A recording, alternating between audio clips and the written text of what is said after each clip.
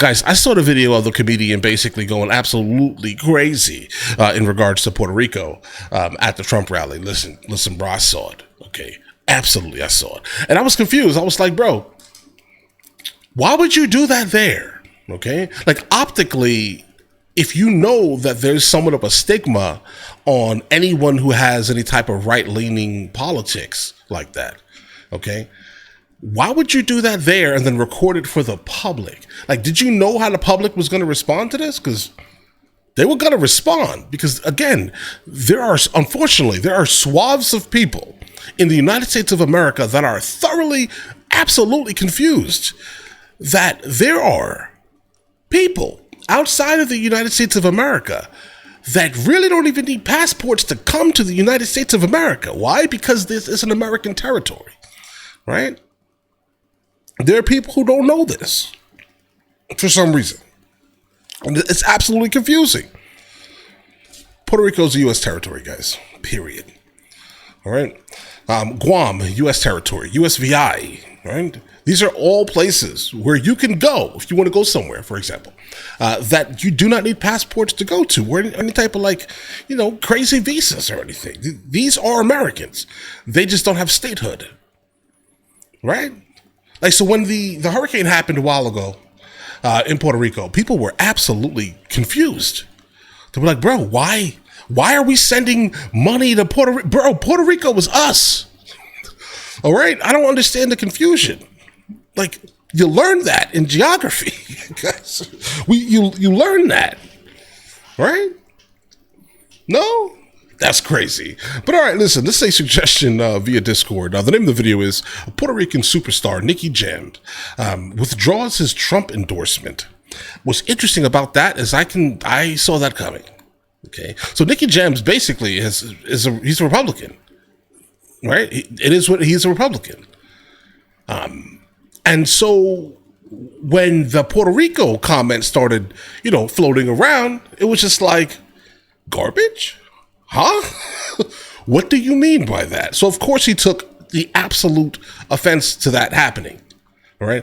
The world of the United States of America, let's say, not the world, but you get what I mean here. The United States of America already believes every single person that has any type of right-leaning ideology doesn't like people that look different than them or speak a different language than them. Okay. Why would you allow that man? Oh my God, that was just silly. All right, that was silly, completely. But I definitely hope that Nicky Jam now does not, go and vote for Kamala Harris, because that'll be absolutely stupefying. But either way, let's go and check it out. Let's go ahead and see where this takes us, guys. Both campaigns are bringing out the celebrities in their final push. For Donald Trump in Wisconsin, Green Bay legend Brett Favre, and the wholehearted endorsement of legendary astronaut Buzz Aldrin. Today, Puerto Rican superstar Jennifer Lopez will join Kamala Harris at a Las Vegas rally, and Jennifer Aniston posting this photo after she said she voted for Harris and Rawls. CNN's Elizabeth Wagmeister is joining us now. We've seen singers and actors and athletes hitting the trail with their respective candidates, but we've also seen this. There's at least one who is publicly, and he's mad, rescinding his endorsement. Tell us about it. Of course. That's right, Sarah. So yesterday, Puerto Rican reggaeton superstar Nicky Jam rescinding his endorsement of Trump. You may remember that last month in September, he joined the former president at a rally in Las Vegas. He was wearing a red MAGA hat, and he gave his endorsement. Well, after the remarks at Madison Square Garden, which of course have angered so many Latinos around the country, Nicky Jam then posting on his Instagram yesterday a video saying that he is no longer supporting President Trump. Let's take a look. La razón por la cual yo apoyé a Donald Trump era porque yo pensé que era lo mejor para la economía en los Estados Unidos, donde vivimos muchos latinos, me incluyo, muchos inmigrantes que están sufriendo por la economía, y él siendo negociante pensé que era el mejor movimiento. Nunca en mi vida pensé que un mes después iba a venir un comediante a criticar a mi país y hablar mal de mi país, y por ende renuncio a cualquier apoyo a Donald Trump. Now, he is one of many stars who are Puerto Rican, including Bad Bunny, Jennifer Lopez, who, as you said, is going to join Harris tonight at a rally, Mark Anthony, Luis Fonsi. So the list goes on. And these are huge stars who have huge impact. But as we see here, there are stars also coming out for former President Trump. In fact, even though it seems like most celebrities are aligned with Harris, and that is the truth, Hollywood typically backs the Democratic candidate, Trump actually has more celebrity support than ever, Sarah. But yesterday, there was a big surprise. Arnold Schwarzenegger saying he's choosing country over party, backing Harris. All right. That's actually a surprise. Thank you so much. Appreciate it. I would have never expected Arnold, guys. But Trump is again claiming that he knew nothing about the comedian at his MSG rally who called Puerto Rico garbage. I'm going to be honest. I don't doubt that. Okay. Maybe the organizers put this together. Most likely, that's kind of the vibe I get. But bro, he didn't read the room. I mean, you should understand what the optics of this is, right? Like, know what this looks like. Okay. But multiple Latin celebrities have called out Trump over it, and now there's another. The difference this time, it was someone who was firmly in his camp. Reggaeton superstar Nicky Jam is now pulling out from his Trump endorsement. The same Nicky Jam that appeared on stage with Trump just a month ago, decked out in a MAGA hat. He now says Puerto Rico should be respected. Joining us now, former Democratic Congressman Joe Crowley, CNN political analyst Laura Barone. I mean, I still don't think that, listen, this may be controversial, right? But, I'm trying to be nice. If we had more, like, almost complete 100% control, right? Nah, never mind. I mean, statehood is obviously the dream, but I don't think every single person in Puerto Rico actually wants statehood. I think they like their autonomy. But let's just continue. Lopez and Republican strategist Joe Pinion here as well. Glad to have you all here. I'll begin with you, Joe, because obviously this is not where they want to be right now, talking about this in the final, almost now 5 days away.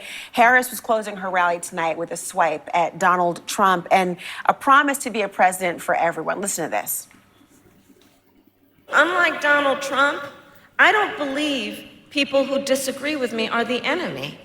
He wants to put them in jail. I'll give them a seat at my table. And I pledge to always put country above party and self, and to be a president for all Americans. Okay, but will you raise my taxes?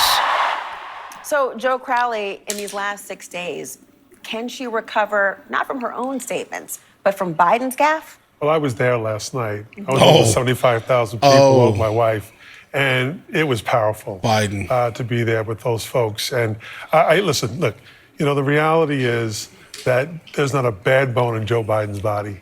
He's a decent, honorable person. He's had gaffes in the past. He continues to have them, and that's unfortunate. Right, then take him off of the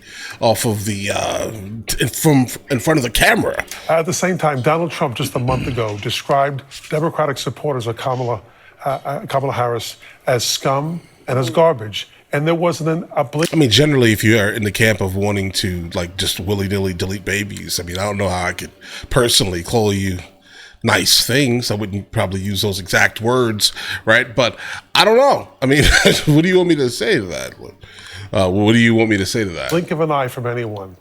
It's only when poor Joe Biden says something off script and inaccurately that people jump up and down. And he clarified and said that's not. He was talking about the people at that rally, the disgusting rally that took place this last weekend in Madison Square Garden. Okay, Joe Biden. And look, is this what you want to talk about? No, but at the same time, it's not going to change the fact that Trump's people disparaged Puerto Rico, disparaged the Puerto Rican people, and that is going to have an impact. Trump's people or that one person? Now, here's the thing. If his jokes or his script was basically vetted, that's a different conversation, okay? Or if he was just going off the cuff, he was just the random act that was hired, let's say, during some type of downtime for Trump, right? If that was the case, listen, don't know, bro. On this election. You're reaching. So, Pena, let me go to you for a second, too, because many people but he still said it, though. Trump's now criticism of Harris as a stone thrown by a man that lives in a very big glass house.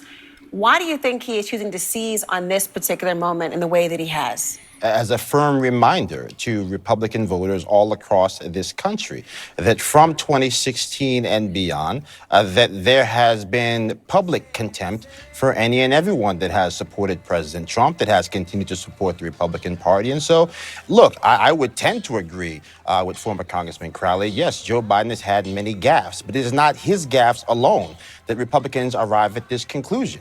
It's when they're being called deplorables, when every single Republican was labeled an insurrectionist, when we have people saying that every single black person that supports President Trump should be looked at quite strangely. All skin folk are not kinfolk. So somebody said that to me the other day. All skin folk are not kinfolk. I was absolutely confused, right? It took me a while to fully grasp what you meant by that, right? But okay, yeah. Listen, I'm an individual, all right? I am not giving my vote for anyone's cause. Listen, if it does not affect me directly, I'm not voting for it, okay? That's just not how things go around these parts.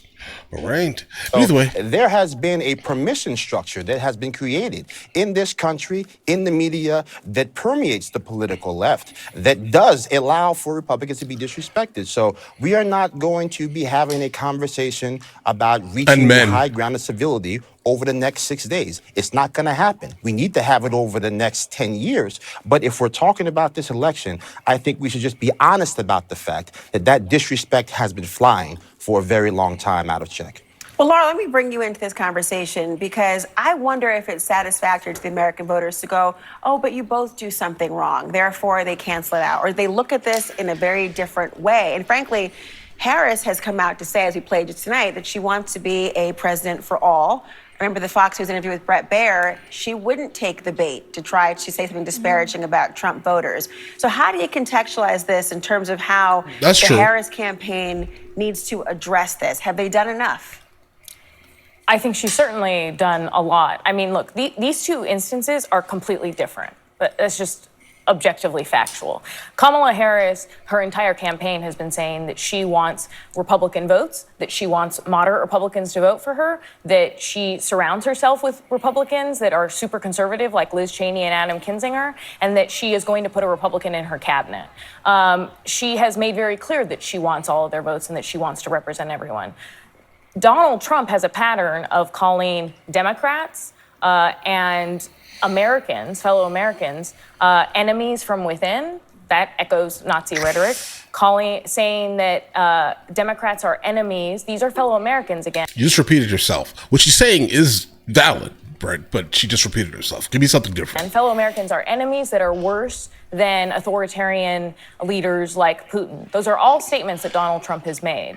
And when, in terms of impact, I was texting with voters today that I've kept in touch with in swing states. I was texting with a two-time Trump voter in Arizona, a woman who said that she's now decided, she hadn't been for the months leading up to the election, she's gonna vote for Kamala Harris. And she said that a lot of it had to do with just Donald Trump's rhetoric in the entire lead up to the election. And that's someone who voted for him twice. And she was aware of Biden's comments, and she said that that's not what she's heard from Harris this entire time, so she didn't think Harris was responsible for Joe Biden's comments. And then also... That's also true. In terms of the impact of the Puerto Rican racist joke, is that I've been texting with Puerto Ricans in Allentown. Allentown has more than 50,000 Puerto Ricans that live in it. Pennsylvania has hundreds of thousands of Puerto Ricans that live in it, a swing state.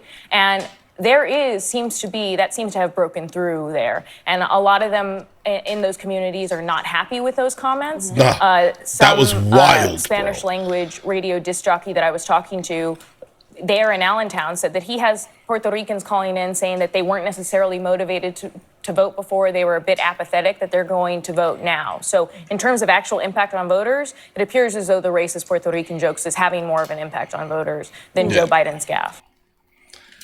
And that's kind of what it is, what I've recognized, at least. Let me explain.